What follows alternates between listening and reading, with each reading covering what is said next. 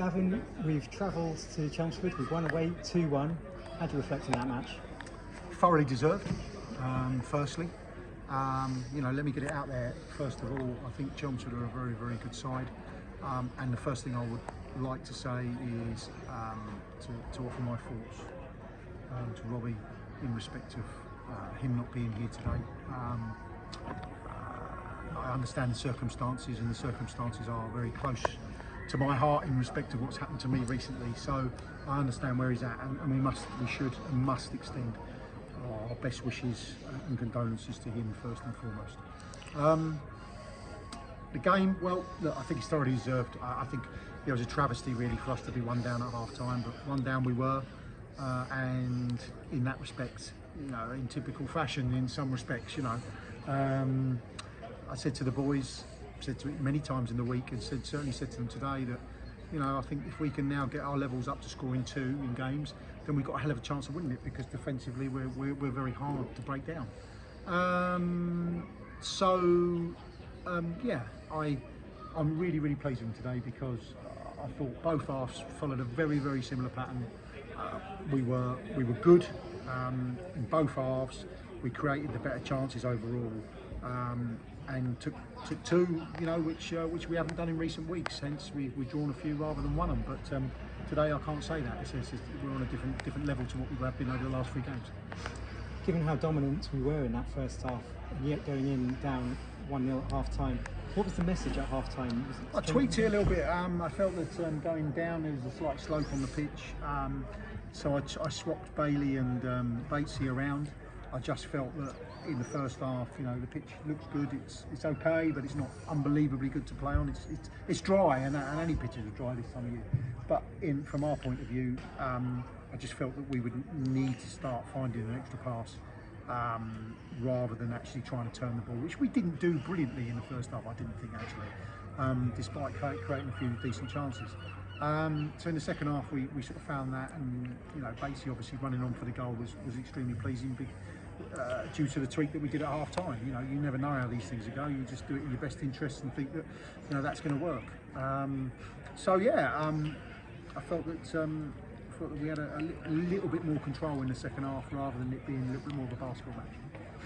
You've previously spoken a lot about the importance of substitutes coming on. Today you left the substitutions relatively late. Was that a reflection of how confident you were in that starting 11? Yeah, I just felt that we looked comfortable. There were a couple of times when they sort of threw 3 on and threaded a couple of balls through, it was an offside, etc. But relatively we looked comfortable at the back, and I wasn't majorly concerned with where we were. The changes were really to put fresh legs on the pitch. That was really what it was. We didn't change our system. Okay, John Anuga came on. We took an attacking option off in Lennon, and we took a more defensively minded player to come on and take care of their right sider. It was a problem, and that sort of worked for us and sort of stemmed the flow. So it wasn't necessarily tactically. I felt comfortable in the game. It was really just to get some fresh legs on the part, and the fact that I've got no problem with putting people on, because I believe in them. And going back to the initial team selection, Chucks dropped out today, Bates came in. What's the thinking behind that?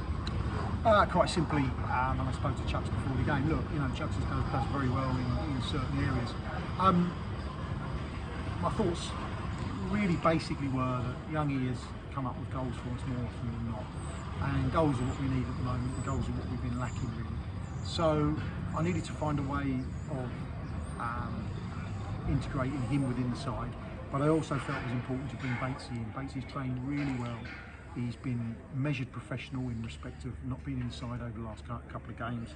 He's come in, he's trained really well. He is a goal threat, and I can say that now, but we see that in training. Not necessarily in those circumstances quite often, from the edge of the box. I think he fired one in today in the first half. And we see things that the supporters don't, and what you don't. And I just felt that it was right for Batesy to come in today, in which case we thought that Bailey would do a job in the 10, which he did, don't get me wrong. He did that job against Chelmsford last time, but actually half time I felt it was going to be more beneficial for us to switch it round. So really, what was it? Goals. It came down to goals. Chucks has done brilliantly well, but Youngie more often than not comes up trumps for us, and that was my thinking. The results went our way today as well. fans were jubilant at the end of the game, and they were magnificent again throughout. Looking forward to Good Friday, the match against St Albans. What's your mentality going into that? Because we aren't safe yet. No, we're at home. We're looking to win the game. It's as simple as that. You know, we'll plan and prepare. We won't plan and prepare for St Albans any more than we did for Chelmsford today. I understand the game, and I understand the point situation around us, and you know, we're not mentioning Salisbury as well at the moment, who St Albans will be looking at those as well. But from our point of view, you know, I won't be setting the team up to go and draw or that sort of thing. We'll do what we normally do. You know, we're at home. It's a really hard place for teams to come, as a lot of teams have found out recently. And you have to come, as I say, you're going to have to scrap against us, and that is what we'll do. We will come and we will run through brick walls for this football club and those supporters, and that's the minimum standard I ask. St Albans are a fantastic side. You know, they've got some really good players. You know, I look at them and think, you know, they're my hometown club. Okay, a little bit of a soft spot in there, but not Friday.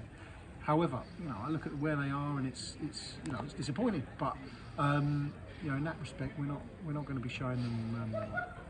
We will show them the respect they deserve, but we'll be going out to win the football match. Cheers, Gav. Cheers.